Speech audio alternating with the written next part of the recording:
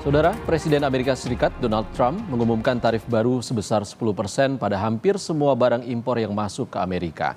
Di samping itu, Trump memberlakukan tarif timbal balik terhadap sejumlah negara, termasuk Indonesia. Indonesia muncul pada daftar tarif timbal balik yang diumumkan Trump pada hari Rabu waktu setempat. Disebutkan Indonesia menerapkan tarif sebesar 64% untuk barang-barang dari Amerika Serikat, sementara Amerika kemudian mengenakan tarif sebesar 32% terhadap barang-barang Indonesia yang dijual di Amerika Serikat. Trump mengatakan Amerika akan menggunakan uang yang dihasilkan dari tarif untuk mengurangi pajak dan membayar utang nasional. In a few moments, I will sign a historic executive order instituting reciprocal tariffs on countries throughout the world. Reciprocal, that means they do it to us and we do it to them. Very simple, can't get any simpler than that. We will supercharge our domestic industrial base. We will pry open foreign markets and break down foreign trade barriers. And ultimately, more production at home will mean stronger competition and lower prices for consumers. This will be indeed the golden age of America. It's coming back. We're going to come back very strongly.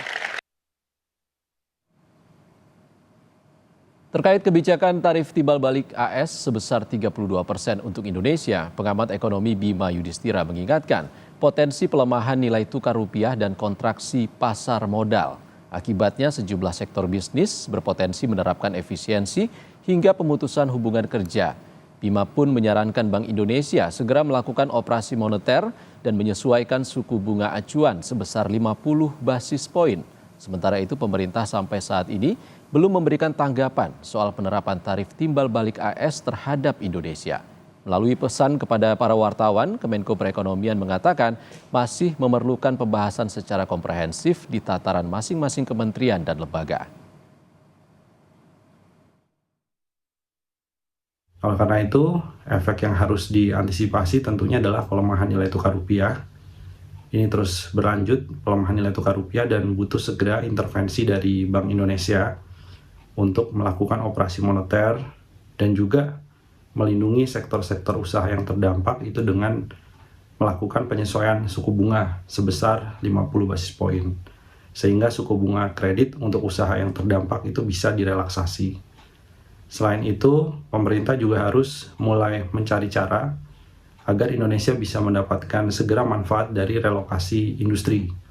Karena relatif dengan tarif Vietnam, kemudian Kamboja, Indonesia memang dikenakan 32% tarif resiprokal.